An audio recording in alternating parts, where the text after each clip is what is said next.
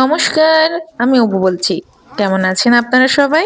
আজকে সোমবার, বেলা এখন ওই 8:30টার মতো বাজে হবে। আমি ছাদে এসেছিলাম জামা কাপড় মেলতে। এই পায়রাগুলো দেখেছেন? আমাদের ওদিকে দেখেছি তো পায়রা পোষা হয়। এগুলো পোষা না, যে খেতে দেয় তার ছাদে গিয়ে বসে। এদের না আবার টাইম করা আছে, যে ছাদে যেমন টাইমে খেতে দেয় সেই টাইমে গিয়ে সেই ছাদে গিয়ে হাজির হয়।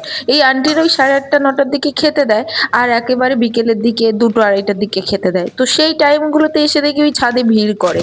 এই দেখুন, 2 টাকার তেল বাঁচাতে গিয়ে কি একটা অকাজ করে বসছিলাম, এক্ষুনি পড়ে গেলে গা হাত পা সব পুড়ে যেত আবার। যাই হোক, সামলে নিয়েছি ব্যাপারটা।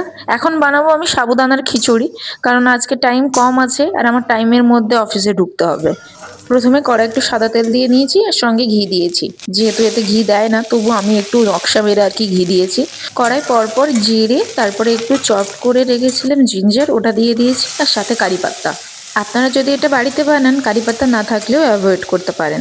সাথে কেটে রাখা ছোট করে ওটা দিয়ে দিয়েছি। পরিমাণ মতো হলুদ, একটু লবণ, একটু ঝাল। আমি একদম সামান্য নাকে বরাবর দিয়েছি, আর সাথে কাঁচা লঙ্কাও দিয়েছি, আর একটু ঢাকনা দিয়ে মানে আলুটা সিদ্ধ মতো করে নিয়েছি। তারপরে সাবুদানাটা দিয়েছিলাম। সাবুদানাটা আমি কালকে রাতে ভিজিয়ে রেখেছিলাম। সাবুদানাটা একটু নাড়িয়ে নিয়ে যে প্রথমে যে পিনাটটা ভেজে রেখেছিলাম ওটা হামানদিস্তা দিয়ে একটু সামান্য গুঁড়ো করে রেখেছিলাম, ওটা দিয়ে দিলাম।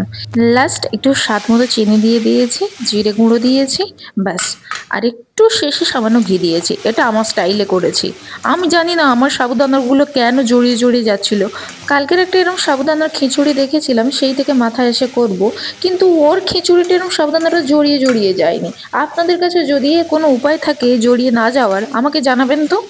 ব্যাস, আমার সাবুদানার খিচুড়ি মোটামুটিভাবে রেডি হয়ে গেছে। এবার আমি রেডি হয়ে বেরিয়ে পড়বো। আজকের একটু ব্যস্ততার কারণে আমি আর খিচুড়িটা ঠিকভাবে সাজিয়ে আর কি মানে ভিডিও দিতে পারিনি।